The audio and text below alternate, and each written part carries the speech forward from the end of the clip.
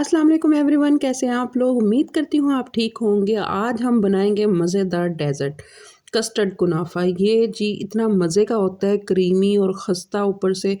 बहुत मज़े का लाजवाब डेज़र्ट आज हम बनाने लगे हैं। तो बिना टाइम ज़ाया किए हम चलेंगे रेसिपी की तरफ।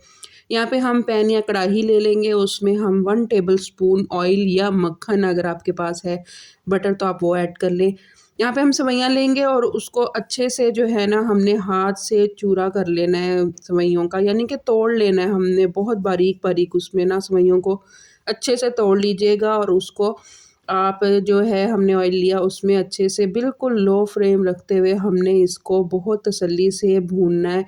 ना ये नीचे लगे और ना ही हमने इसको इतना फ्राई कर लेना है कि ये ओवर हो जाए। आप देखेंगे कि जैसे-जैसे हमारा जो ये सेवइयाँ इन्होंने कलर चेंज किया, यहाँ पे ये डन थी। और 1 टेबल स्पून मैंने इसमें पाउडर शुगर ऐड कर दिया था। आपने यहाँ पे पाउडर शुगर को ही ऐड करना है और बस इसको मिक्स करने के बाद हम यहाँ फ्लेम ऑफ कर देंगे। इसको हमने बिल्कुल भी इसके साथ इतना नहीं मिक्स कर देना कि जी चीनी अपना पानी छोड़ने लग जाए।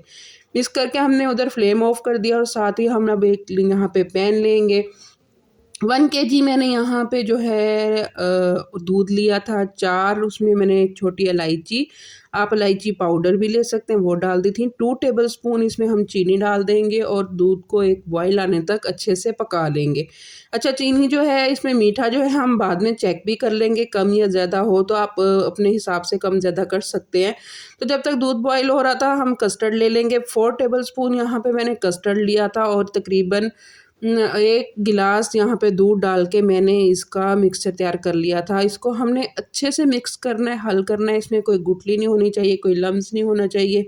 बाज़ औक़ात कस्टर्ड नीचे बैठ जाता है, आपने वो मेक श्योर करना है कि आप अच्छे से इसको मिक्स कर लें, हल कर लें। तो इसको हल करने के बाद यहाँ पे हमारा दूध का एक बॉयल आ गया था, मुझे चीनी कम लगी तो मैंने तकरीबन 2 टेबल स्पून इसमें चीनी और ऐड कर दी थी।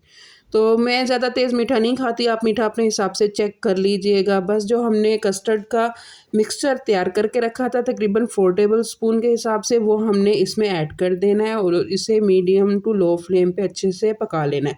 अब आपने यहाँ पे एक चीज़ का बहुत ख्याल रखना है कि आपने कस्टर्ड को ये नहीं कि पका लिया तो उसे छोड़ देना। यहाँ पे हम इसका जो है ना गाढ़ा एक पे वो तैयार करेंगे, गाढ़ा करना है हमने, मतलब कस्टर्ड को पकाते रहना है, आपने उसकी थिकनेस देखते रहना है, जैसे ही वो हो जाए गाढ़ा, क्योंकि हमने इसकी लेयर करनी है।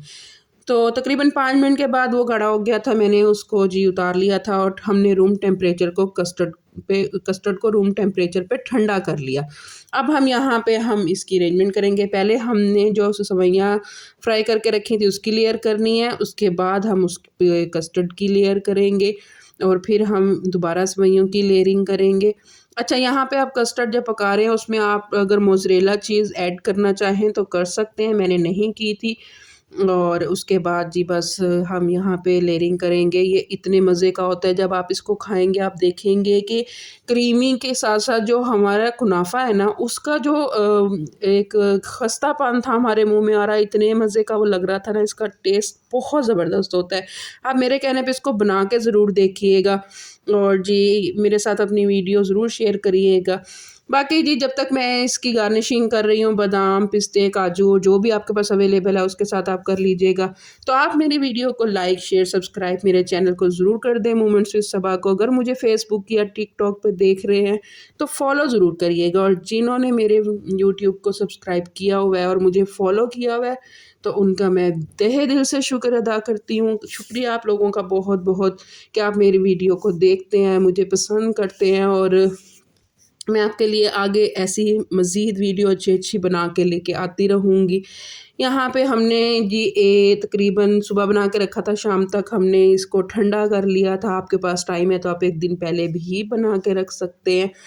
मेरे गेस्ट आ रहे थे तो मैंने उनके लिए बहुत स्पेशल ये डिश बनाई थी, मेरे लिए बहुत स्पेशल थी, तो मैंने सोचा क्यों ना आपके साथ रेसिपी शेयर की जाए।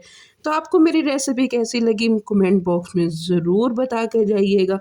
मुझे आपके कमेंट का इंतज़ार रहता है। तो ये एक जो बाइट है, स्पून है, ये आपके नाम का। तो अपना ख़्याल रखिएगा। ओके जी, अल्लाह हाफ़िज़।